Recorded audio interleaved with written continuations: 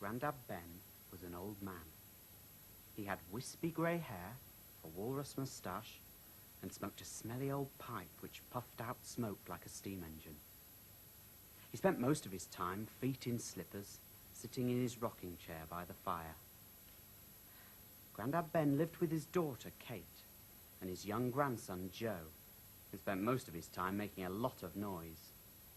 But this didn't bother Grandad Ben, because he was a bit deaf. He also had another problem, though. Recently, he'd started to forget things. Joe found this very annoying, especially when Grandad Ben's things, like his glasses, turned up in the strangest places, like under the cushion he'd just sat on. Grandad Ben didn't mean to forget about things. He just couldn't help it. What was strange was that Grandad Ben might forget where he'd put his glasses, but he could remember things from long ago, when he'd been a boy, as clearly as if they were yesterday. One day, Joe came home from school very excited. "I'm entering a competition," he told his mum. "We have to write about how it was to be young a long, long time ago." His mother smiled at him. "And what was it like?" she said.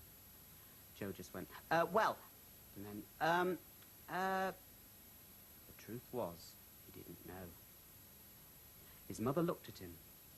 "I know somebody who does," she said. "Your Grandad Ben. You think he forgets everything, but you're wrong. I expect he'll be able to tell you about cobbled streets and gas lights, corner shops and horse-drawn trams, all the things from long ago." Joe suddenly felt rather sorry for his Grandad. "Grandad," he said, "I have to write a story for a competition. It's about life long ago, so I wondered if you'd help me and tell me about what it was like when you were a boy." Grandad Ben put down his paper and stared at Joe. He was surprised. After all, Joe hadn't asked him anything in a long time. He was very pleased.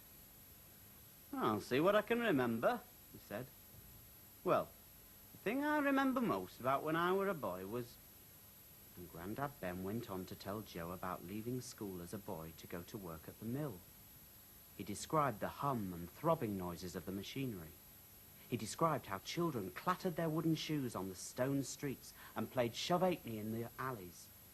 He told Joe about no end of interesting things and left nothing out. Joe was fascinated, and he was able to write a brilliant story.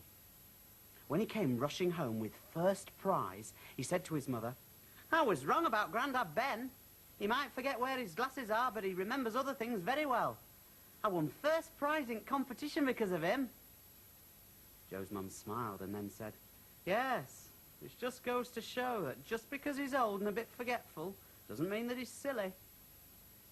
In his armchair, Grandad Ben smiled and thought that this evening he'd get out his old war medals and tell his grandson about them.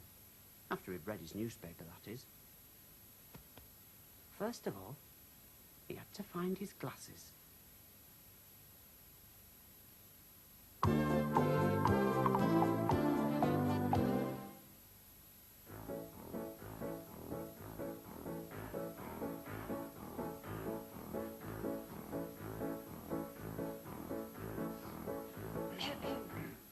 Head, shoulders, knees and toes, knees and toes. Head, shoulders, knees and toes, knees and toes. And ears and eyes and mouth and nose. Head and shoulders, knees and toes, knees and toes. Shoulders, knees and toes, knees and toes. Shoulders, knees and toes, knees and toes. And ears and eyes and mouth and nose. Shoulders, knees and toes, knees and toes. Knees and toes, knees and toes. Knees and toes, knees and toes. And ears and eyes and mouth and nose. Knees and toes, knees and toes. Toes, toes. Toes, toes. And ears and eyes and mouth and nose. Toes, toes.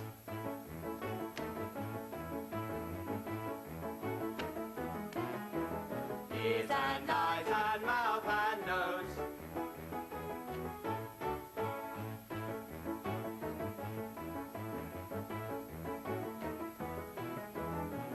And eyes and mouth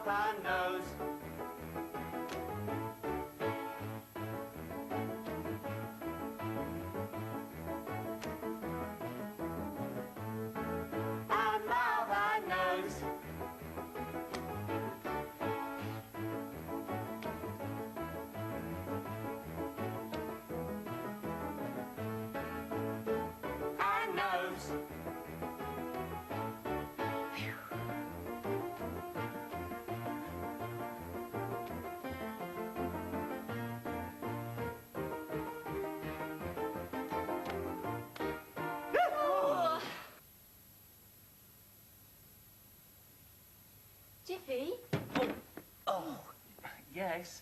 what are you doing? I'm looking for my missing shoe. I can't find it anywhere. If only I could remember where I left it. Well, can you remember where you were when you took your shoes off?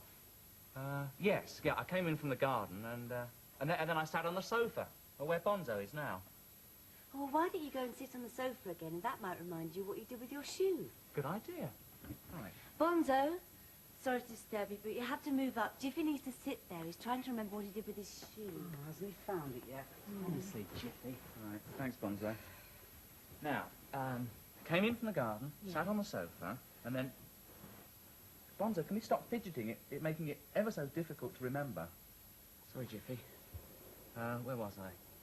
Ah, yes, no. I took off my first shoe, and, what is the matter, Bonzo? You got ants in your pants? I'm sorry, Jiffy, but this end of the sofa's really uncomfortable. Well, please try and sit still. Then I took off the second shoe, the one that's missing. And, I'm trying to remember. There's a shoe under this cushion. I remember. I put the shoe underneath the cushion. Bonzo, you found my shoe. Yeah, it was under the cushion. Well, that was a funny place to leave your shoe. Yeah, it was, wasn't it? Why did you put it under the cushion, Jiffy? I can't remember.